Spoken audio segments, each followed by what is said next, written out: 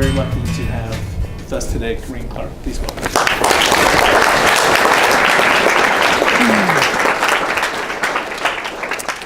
Thank you. Can you hear me okay? I think Tyler, is that all right? Sounds all right. Gosh, there are a lot of you. I thought it would be a good idea to hike 5.5 miles on that bench this morning in the dark. It's not creepy at all with a bunch of weird people on there. But now I can't stop sweating, so I apologize in advance.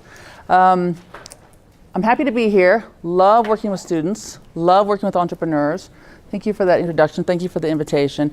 There's really nothing special about me, though. So that's the secret. There's really nothing special about me. But I have a passion for what I do. I have a passion for working with universities. So I work on a lot of boards. This Friday, I have a board meeting with UVU and BYU on the exact same day. So I got to figure out which way I'm going to go. I have to divide time. I work with Westminster. I work with Utah State, now SUU. I work with students to try to help them understand there's so many things you guys can do and to help you leapfrog through some of the challenges and problems that we had.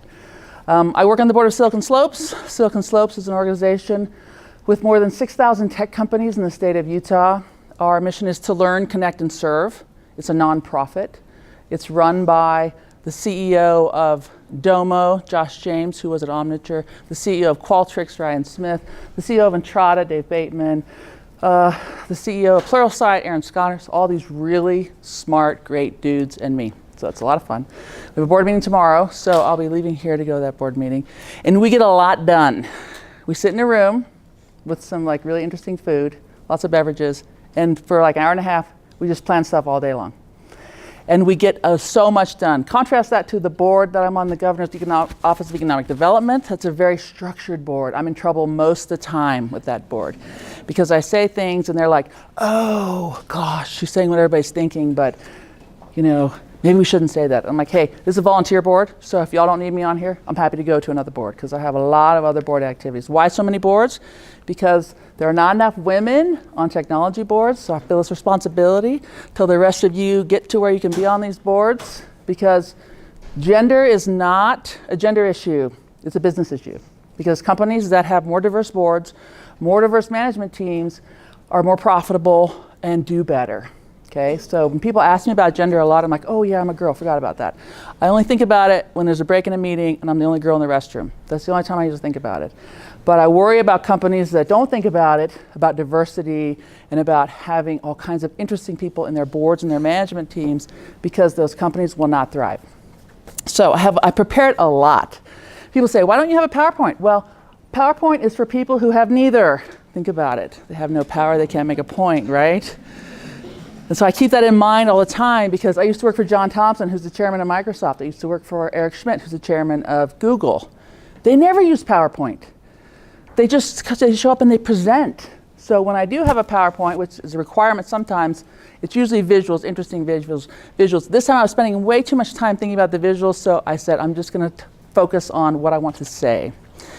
So my presentation today is things that I wish people had told me, that I had to learn the hard way. So I call it my scar tissue. These are things that are personal to me, but they're also things that when I talk about, people are like, oh, I wish someone had told me that. He already told you, Professor already told you, I've been in technology forever. What he didn't tell you, I'm that super nerdy girl in high school who ate lunch by herself every single day. I was never cool, but I really had really cool friends. So that's kind of like Silicon Slopes today. I'm not that cool, but I have some really cool friends. So I can call Ryan Smith, who's the CEO of Qualtrics, and say, hey, why don't we do this? Gail Miller Foundation, who paid for this, friend of mine, she calls me, she's like, hey, we need help with this Our Students Now promotion. So I'm like, great, I'm happy to help. So I have 2 sons, so I'm going to talk a lot about millennials, because that's a lot of you, because it's going to get in your way a little bit. My older son is in applied physics, economics, double major, speaks Chinese, 3rd degree black belt in Taekwondo, championship debater, has built a cryptocurrency company in the summertime. He taught himself how to do Python. He speaks Chinese, has a minor in Chinese, a minor in philosophy. He makes me crazy most of the time because he's so extreme. My younger son, 16, 6'2", 290, size 13.5 shoe, the gentle giant, will probably do better than his older brother because He has a complete awareness about his impact on other people. He's kind, and he is an old soul who knows how to get things done. So that's what's interesting about my house, is that I got these millennials, and then I'm married to my college sweetheart, 35 years. Yes, I am that old. I'm a cancer survivor. I talk about my cancer. 6 years ago, I was diagnosed with ovarian stage 3C clear cell cancer and cancer of the appendix. My husband's like, why you gotta be the best all the time? Why you have to be so extreme all the time? And I had a 20% survival rate. And the reason I talk about it is because I was at the top of my career. I have no cancer in my family. I live a very healthy lifestyle. Never had anything stronger than a Motrin in my whole life. And then, oh, you have cancer, and you have a 20% chance of beating it.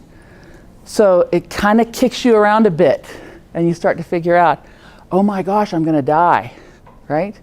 Which was a gift for me, to learn that I was gonna die. Because when my doctor came into my hospital room, I'd been in the hospital 3 weeks. I'm like, oh my gosh, I'm gonna die. He's like, you're welcome. This is the gift that cancer gives you. Because everybody's gonna die, but most people don't figure it out until they're in their 60s or 70s. And so you figured it out in your 40s, you will live differently. And you know what, he was right. And that's the reason I talk about it, so it doesn't have a grip on me. Because my youngest son was 9, and I had to tell him, your mom might not be here. And he's like, don't die, don't leave me with Dad. Because Dad never buys concessions at the movie theater. Dad makes you split a Slurpee, and Dad never makes school lunch. So that was like his whole focus is on Mom, don't die. But the more I talk about, the less of a grip it has on me. And that cancer has fueled the rest of my life. So I don't sleep a ton because I know I don't have a lot of time. And I spend time, people are like, why do you talk to so many students? It's because you guys are gonna outlive me. And if I can leave today and you leave a little bit changed and think about yourself a little differently, think about this world a little differently, then I will have done my job. It's a wonderful time to be an entrepreneur. You don't have the barriers that we had. And so many folks have great ideas, they just don't know how to get them done. You guys have a gift as millennials because you're not afraid to make mistakes. You're not afraid to try things. And there's so much access to information. It's like my son. He didn't know anything about Python, taught himself Python. He had a Pluralsight license, built a cryptocurrency index with his friend. And he came to me, he's like, Mom, I've indexed the top 100 cryptocurrencies, and I've done this, this, and this, and this. And I'm like, how did you know how to do that? I didn't. I just figured it out. God bless these millennials. Utah's a great state to be an entrepreneur because of Silicon Slopes. We're trying to make sure that entrepreneurs have access to capital when you need it. Don't take money until you need it. That you have access to mentors, people that can help you figure out how to go faster. And I've had so many people come to me and say, hey, I have this idea. So the guy that built Chip Cookie in Provo, his name's Sean Wilson. Hey, I have this idea. Great, don't take money. Don't buy new equipment. Don't spend so much on capital. Just get out to your customers. Oh, you got to open a storefront because people want to buy your stuff all the time. He made more than $1 million his first year making chocolate chip cookies that he delivered late at night with milk. It's a great idea. Now Crumble, copying them, doing a pretty good job. He's like, this isn't fair. Okay, guys, millennial, nothing's fair, right? Don't say fair, I hate that word. It's fair. Is it fair that I got cancer? Is it fair that I'm 6 feet tall? I mean, like, what's fair? Is it fair that I'm fat? I mean, it's like, guys, it's just stuff, right? Don't say it's not fair. Figure a way around it. So Sean's extending his brand a bit. Think about some of the great brands in our state. So Chatbooks, do you know the headquarters for Chatbooks is in Utah? It's in Provo. Chatbooks changed the way people scrapbook. I wasn't a scrapbooker at all, but I had a need to make sure I had pictures for my kids, so it was a great tool for me. Traeger Grills. Traeger Grills, CEO of Traeger Grills is Jeremy Andrus. He didn't start that company. He started Skull Candy. Do you know that Skull Candy, when he first started, was a helmet for snowboarders that had music in it. And they couldn't get it to exactly do what they wanted to do. So they turned it into a company that makes really crappy headphones that people spend a lot of money for that you got to replace all the time. He made a ton of money doing it. If you ever have a chance to talk to Jeremy Andrus, if you ever see him at an event, go up and talk to him because he's one of the best entrepreneurs I've ever met. He's a friend of mine. We share jazz tickets. But he is seriously a lovely human who is the largest seed investor in the state. He's on nearly every cap table of tech companies because he backs the entrepreneur. There's so many new technologies. So one of my favorite companies in the state is a company you've never heard of that you might start hearing about called Banjo. Anybody heard of Banjo? Not one person. It's one of the fastest growing tech companies in the state out of Park City, run by a guy named Damian Patton. You'll hear more about him because he's been running underground for 7 years. He's got a beard down to here. He looks like a mass murderer, but he's not. And he's created a company that is the world's first crystal ball. It is an AI company. It's an artificial intelligence company that collects all of the data that's available in the public and also some non-public data and looks for patterns in the data and can predict problems before the problems occur or as they're occurring. Las Vegas shooting. His system identified the shooter and where it was before 911 was called. They called Mandalay Bay before 911 was notified. You have an active shooter. It's at this. We're going to drop a pin right where it's at. Send security. Don't wait for 911. 911 couldn't find. There's so many calls. What Damien saw was there was a Hispanic gentleman on the deck of a sketchy motel filming himself and said in Spanish, "Is that gunfire?" And you could see it in the background. The system picked that up, picked all the cell phone movement, picked up all this, the traffic camera feed, and they knew there was a problem. So his technology is changing how 911 responds. It shaved 90 seconds off of 911. The state of Utah is going to be a smart state. We're going to connect all of law enforcement. So the Attorney General is on it, Lieutenant Governor is on it, Senator Hatch is on it, working on smart military installations, all here in Utah. There'll be more and more AI companies. There'll be more IoT companies. The Internet of Things. I just bought a double oven to replace in my kitchen. The double oven has Wi-Fi. I'm like, this is so great. My husband's like, why? Why is this great? Just in case I need to check on the oven, right? Just in case I need to like cook something from far away, from Cedar City. He's like, you're crazy. Everything is connected. We have 4 Wi-Fis in my house because there are 4 people. Everyone has their own router because there was too many problems with people hogging up the space, right?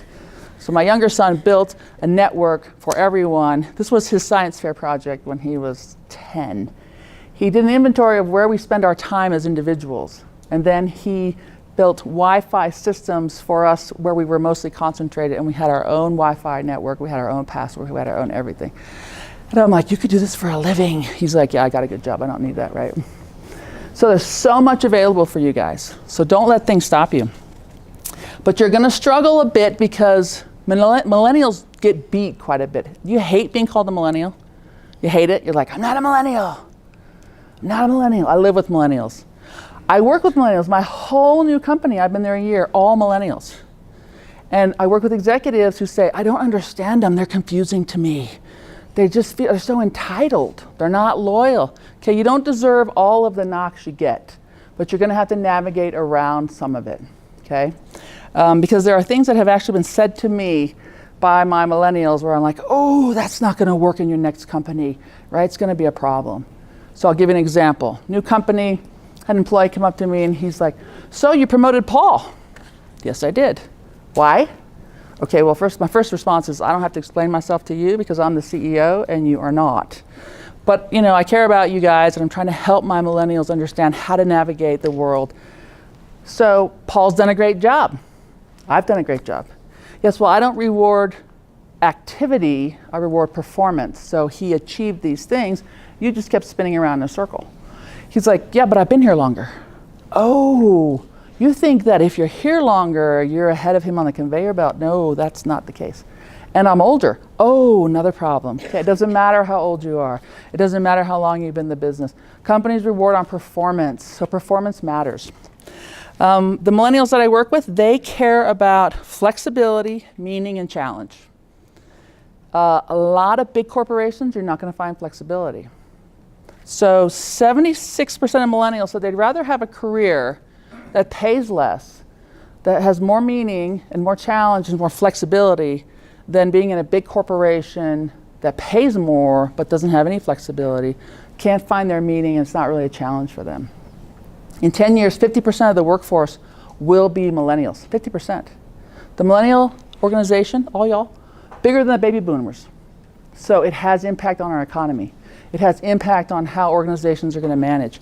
And I'm telling you, most CEOs I work with, they don't understand you. So you need to help them understand. okay?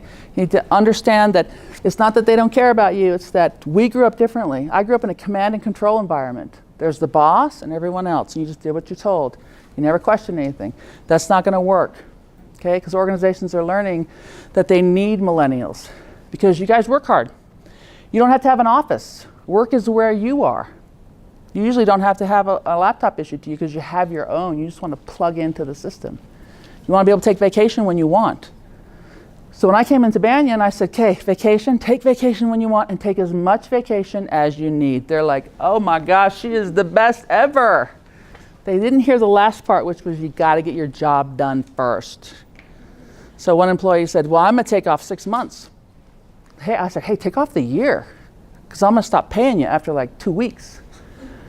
You are? Yeah, because you got to get your job done. If you're gone 6 months, you can't get your job done.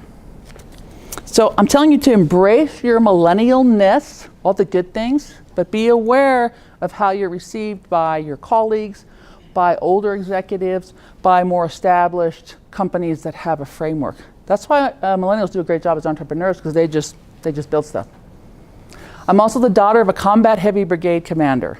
My father had the largest brigade in the Army. It explains a lot. You'll be like, oh, I know why she's the way she is. Because we were raised to shoot the wounded. We were raised to get things done no matter what. So that's been a struggle for me because as I move through tech, I run at a very high speed, which is great for tech. And as a startup, shooting the wounded, great, I got that. But it's hard for tech because tech is not for everyone. It churns through a lot of people, good people. And so you have to decide if tech's what you want to do, it's great, make a lot of money, but you got to have good skills because and you have to have a good network because you're probably going to be out of a job a couple times. Don't be afraid to try things. Don't be afraid to build things. Don't be afraid. One of the things that I work with for a lot of people is you need to figure out what's your native genius. Because when you graduate from college, you have your degree, and you're like, okay, I'm going to do great things. But to add to an organization, you need to figure out how are you going to differentiate yourself? What are the skills that you have? And this is what I work with my kids about. That's why my older son is so neurotic because he's got all these skills. Like he's like economics, and he can do mathematical modeling, and he can talk about Nietzsche. I mean, and my husband's like, make him stop because it's just too much, right? He'll find his place, probably doing economic modeling for some big think tanks. But differentiate yourself. Figure out what is your unique genius. What's great about you, and not your degree, and not what you studied, and not what you built, but what is unique about you. So for me, I'm not afraid of anything, ever. I'm not afraid to challenge things. I'm not afraid to build things. I'm not afraid to break things. And I'm a builder. So those are my two unique geniuses that took me a while to figure out. So I use those to my advantage. I don't put myself in a situation where I got to maintain stuff that's not my jam. So figure out what is your unique genius, and it takes work to figure it out. You might have to start with, what am I not good at and why? Why do I not like to do this? Like I can't stand micromanagers. I can't stand people tell me how to do stuff. If you want me to do something, say, look, I need you to do this. Great, go, out of the way, I'll go. So what happens is the flip side of that is investors will say to me, hey, can you do this? I'll be like, yeah, I can do that. No idea if I can do it, none. But I know that I know how to build. I know that I'm not afraid to break things. I know that I'm not afraid to figure things out. And so I'm kind of this naive yes as a leader. And guess what? I've gotten a ton done because I know how to figure it out.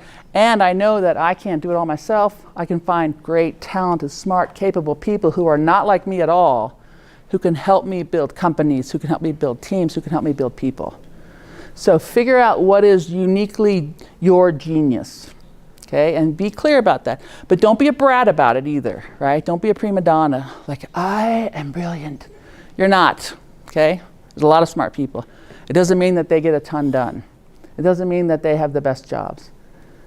The guys that win, the people that win are people that show up and they do what they say they're gonna do, and they're determined and they're committed and they're valued in the organization. All right. Let's see. You decide what success looks like. Nobody else decides for you. You decide what success looks like. If you follow someone else's pattern, you're never going to be successful. My kids, 8 years between them, Both of them knew at a very young age that the only place success comes before work is where? In the dictionary, right? My second grade, the only place that success comes before work is in the dictionary. We have to work really hard or we'll never be able to live in a house like this and have Wi-Fi and travel. Like my kids know that the only way for them to have the lifestyle that they were born into is for them to work really hard. That's probably why my older son's not going to get married, because he's like, I'm going to live here forever because I have high-speed internet and I get to drive the car and not pay for anything. I'm going to push him out at some point, though. You decide what success looks like for you. It's funny, I mentioned Ryan Smith, CEO of Qualtrics, probably going to go public in October. Don't tell anyone I told you that. It's on film. Everyone says, oh, Qualtrics, the overnight success, the 15-year overnight success. No one saw him working in his dad's basement. No one saw him. They didn't take money for a really long time.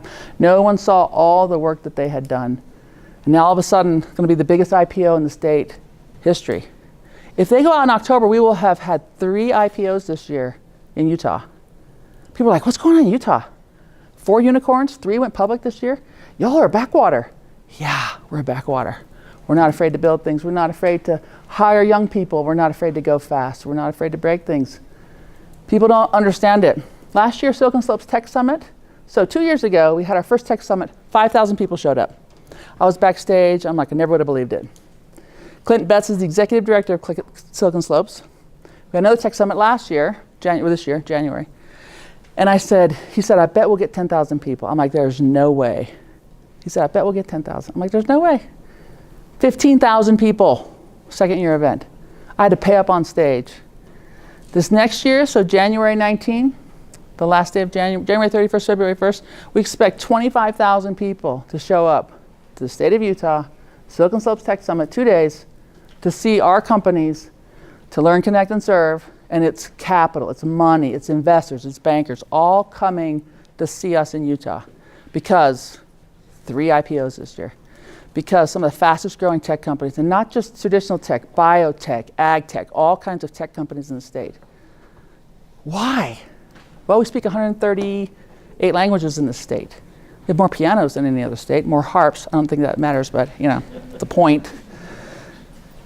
We're a community of explorers. A lot of the states sends their children out for 2 years, 18 months, 2 years, and they come back and they see, ooh, I can do stuff, right? So there's something unique going on in Utah. Let's see. So the other point about success is that a few years ago, one of my employees came up to me, and I was the chief marketing officer at Symantec. Big job, like a $500 million budget, all kinds of security problems because we protect the world.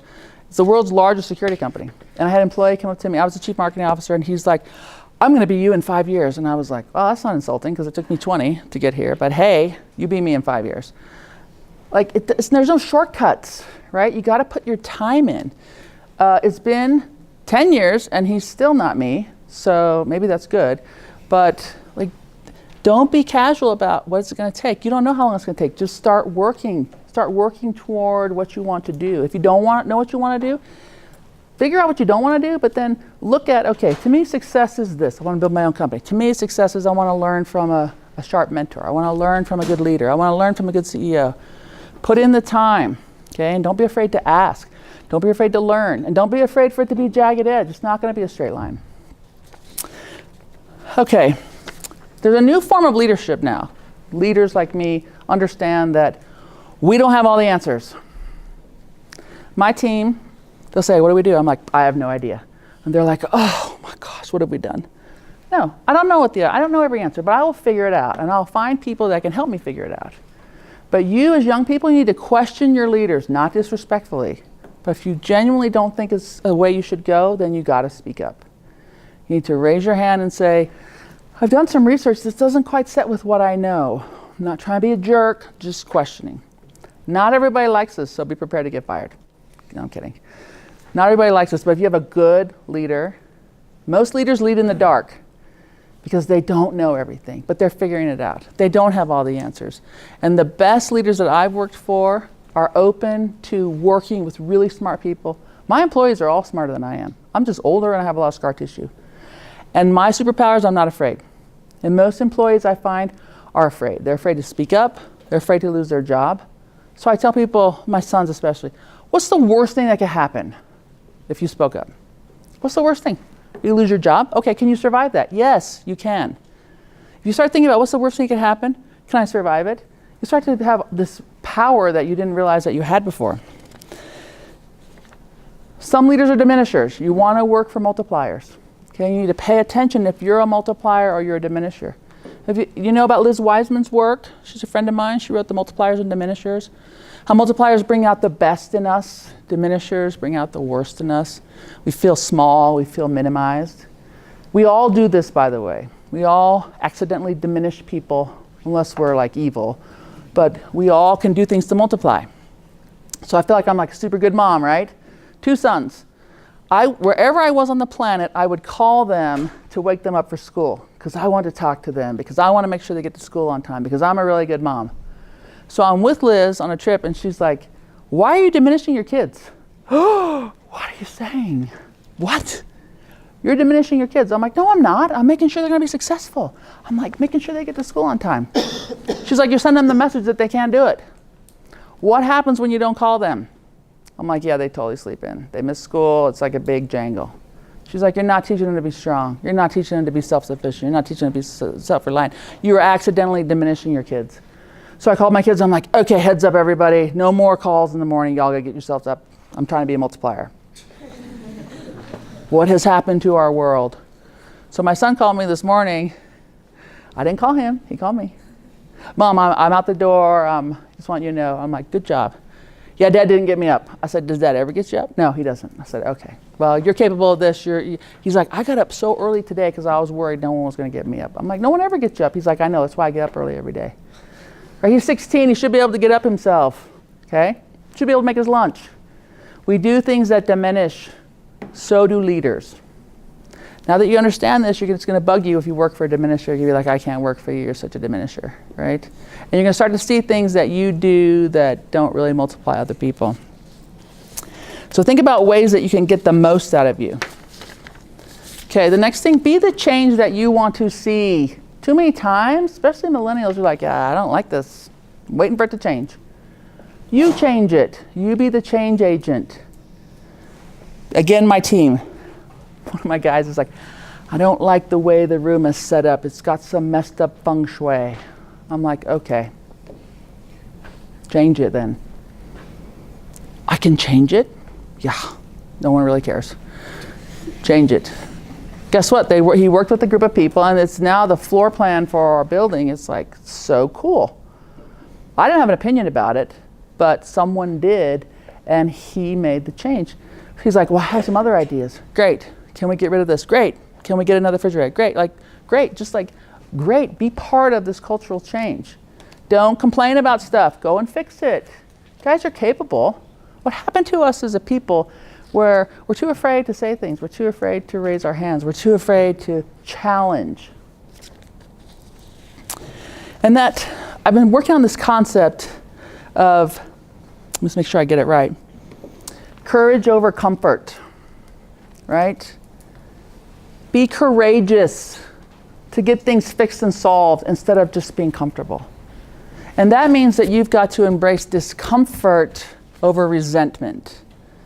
So I'll give you a very specific example. In my office, we have these raised up desks. Some people like to stand while they work. I don't know. And we have a limited number of them. So we had some people leave the organization, and there were a few stand-up desks. So Sam, she's on my team, she's pregnant. She had been petitioning for a stand-up desk. Not to me, because I don't care about that stuff, but to someone. I gotta have a stand-up desk, gotta have a stand-up desk. And so they're like, we'll get to it. Well, someone else just took a stand-up desk and made it their own. And they're like, look at me, I got a stand-up desk, right? And Sam, so what is she doing now? She's super bugged, right? Not even courageous enough to complain, just sitting there, just chopping wood. Because she's pregnant and she should have a stand-up desk. She didn't say anything, right? And then something else happened, and then she blows up and has this big dramatic moment. I'm like, what in the heck did I miss? Because it was good, I'm sure. So I get everybody together. I'm a big fan of unpacking stuff. I get everybody together. Okay, unpack this. What happened? well, he took the desk and he didn't ask. And I'm like, okay, this is really not my realm because I don't do drama. And so I find out, I said, Sam, why didn't you speak up? Why don't you say, hey, I put in for that and we don't have a process for the stand-up desk situation, so can we at least talk about it? Instead of just being so upset. Well, I didn't feel like I could say that to anyone. I'm like, why didn't you feel like I could say that? I mean, like we have a really open culture, really open relationship. So that's why I started to develop, okay, you gotta deal with discomfort, a short-term discomfort over being resentful, okay? Courage over comfort. Don't be afraid to stand up. Don't be afraid to say things. Too many times we don't say things. Don't be rude. Be kind, right? Be this wholehearted person, but don't be afraid to say things. So what I find is the most cases that people don't have the language of standing up. So I'm going to give you guys the language of standing up. You don't say you're wrong. You're wrong. You say, I'm not convinced. Because I work with all men all the time. I work with some of the scariest men on the planet. Eric Schmidt, the chairman of Google, was the president of Novell. Brilliant man. But he could rip your arms off and beat you with it and feed them to you and then beat you again. I mean, it's just like, you would just get beat all the time for not doing your work. So you got to be able to stand up. It's terrifying for some people. But when you get to have the language of standing up, then all of a sudden it's not terrifying. You've taken away the fear. And since most people don't stand up, you'll be like, well, how come he's so strong? How come he's so brave? How come he's so courageous? When you say, I'm not convinced, what do you think people do? They're like killing themselves to convince you, right? And you can have a discussion.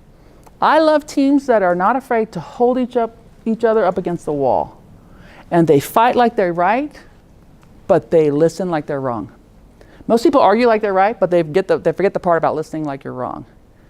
And then when you have discussions and you have debate, the solutions are better, the teams are better, the ideas are better. And too many times, especially in Utah, our culture, especially the women, never speak up. And the best ideas are usually from the frontline people who are dealing with customers all day long. So you got a bunch of executives trying to solve a problem. Let's do this, let's do this, let's do this. The guys on the front line know exactly what needs to happen, but they don't speak up. They're like, they're the executives, they should know, right? And they're diminishers, so they don't really use us. Speak up. Your companies will be better, your projects will be better, your teams will be better, you'll find problems sooner. Okay, so the language. You don't say it, you're wrong, you say, I'm not convinced. You say, help me understand. You say, that's different than what we agreed on. So help me understand. I'm gonna hold each other accountable. You said you would do this. You did not do this. You're a smart guy, you must have a good reason. What would that reason be? I messed up. Okay, so how can we solve this together? Right, so you're not beating someone, you're throwing yourself into the problem to help get it solved. The teams that are on my team that understand this get a lot done. And there's no drama. And the drama gets exposed and the tension gets exposed and then it's gone. Best teams I ever worked with are teams that care about each other, who are not afraid to speak up, not afraid to raise their hand, not afraid to say, help me understand. And it feels vulnerable. Guess what? You'll survive it. Even if you get beat, you'll survive it. You'll learn something. And the team will see, okay, he survived it, we can speak up. I've even been known to say, that's a bit cheeky, don't you think? What if we looked at it a different way, right? I just stop. And my favorite way of speaking up is if I don't know what to say, I just give them the 3 H's. Hey, hey, hey. And I just stand there. And they're like, what? That doesn't make sense to me, right? I try to stop it right then. And if I really get in trouble, I just ask a lot of questions.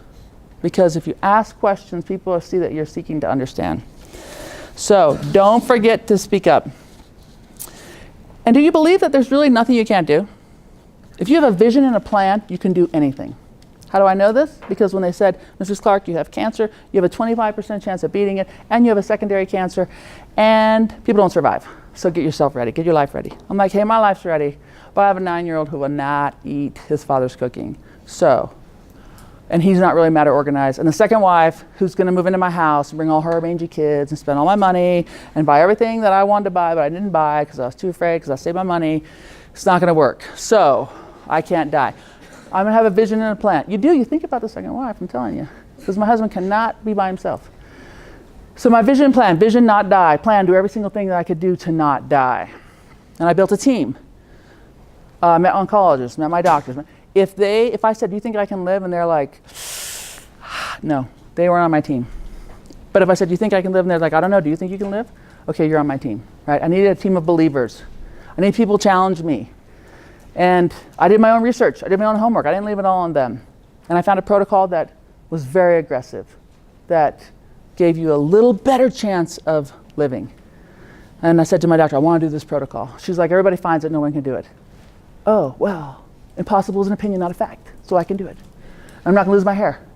And she's like, okay, worry about the cancer. I'm like, worry about the patient, because she's not going to be bald. So guess what? I didn't lose my hair. My husband gets credit for that. And I did chemotherapy every single week for 6 months. And then I did it every 21 days for a year. I did 18 months of chemo. It sucked. But it wasn't the worst thing ever, because I'm still here. And you get through it one day at a time. You get through it one treatment at a time. And you have a vision and a plan. Vision, not die. Plan, do everything to not die. Everything to not die means chemotherapy every single week. So when my team comes in, they're like, oh, I got my feelings hurt because I'm like, beat cancer, out, right? If you can't top beating cancer, then I don't really want to hear about it. I'm not super empathetic about drama that you created yourself. I'm trying to be better. But to me, the cancer was a gift, because it taught me that I could have a vision and plan. Maybe I was just lucky. Maybe I was that 20% or the new 21 that was lucky. But I knew that no matter what, no human would work harder. Because my younger son said, Mom, my younger son David said, Mom, please don't die, please, please, please. Promise me you won't die. You cannot tell a 9-year-old or any of your kids, you cannot promise them you're not going to die, because that is not a promise you can keep. So you don't ever lie to your kids. But you do tell them, look, buddy, I can't promise you I'm not going to die. But I can promise you that no human will work harder to be here on the planet for you. And I'm going to teach you what it means to stand up to something really awful. I'm going to teach you how to do it with guts and tenacity and grace. Because you're going to have something really awful in your life. And I'm sorry for what that is. I don't know what that is. But it's going to be really awful. But you can do it. Because your mom can do it. And there's nothing special about your mom, but she's going to show you how she did it. And then she's going to value that scar tissue. Okay. When I was in the chemo center, because I was there every week, twice a week, for 6 months, there were people who were terminal who were happy. And why do you think they were happy? They knew they only had a short amount of time. They were not going to waste 1 second being upset, being mad, being angry. They were going to be happy. So it taught me that happiness is a choice. It is a choice. You decide. I have a member of my family who's so unhappy all the time. I'm like, that is on you, right? Happiness is a choice. The most happy people I meet, they don't have anything. They don't have stuff. They're just happy. Stuff doesn't make you happy. Your jobs don't make you happy. You make you happy. Does it mean we're going to have hard days? Sure. Guess what? Every day I wake up, I'm still here on the planet. It's pretty binary. It's a 1. I'm happy. I'm in Cedar City this morning. I got up super early, 5.5 miles on the bench. I'm happy.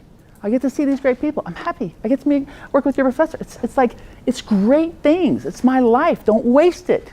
Be happy. If you're not happy, figure out why.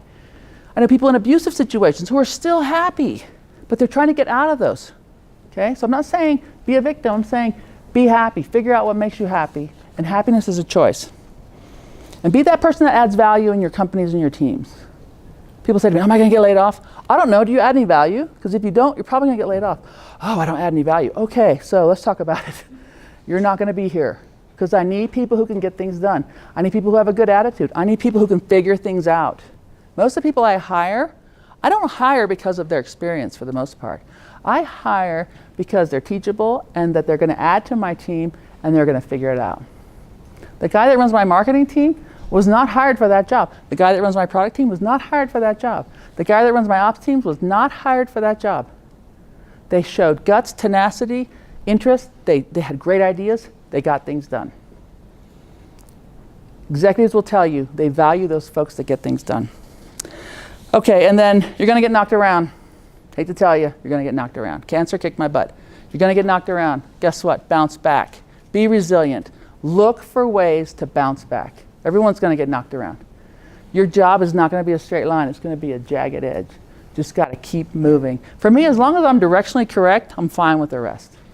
okay? And then my very last thing is that if all else fails and you have no talent and no skills and you can't differentiate yourself and you're like a terrible employee, there are 10 things that you can do that take no talent that will get you noticed, okay? You can find this list anywhere. The first one, be on time. Second one, work ethic matters. Effort, show effort. Pay attention to your body language.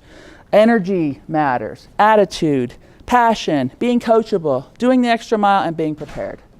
So you can find those on the internet. 10 things that if you have no skills, you do those things, you still get noticed in an organization. Okay, so we have a few minutes for questions. Tell me what your questions are. And please be brave, right? Courage over comfort. They're like looking at me. Yes, ma'am. Did you ever find it hard to balance your family life with your work life? I get that question a lot. So she asked, is it hard? Have I ever found it hard to balance my family life and my work life? Yes, but life is hard, right? You gotta make choices. So the way I rationalize it is, one, I decided to work early on. So when I'm at work, I'm the best executive I can be. When I'm at home, I'm the best mom.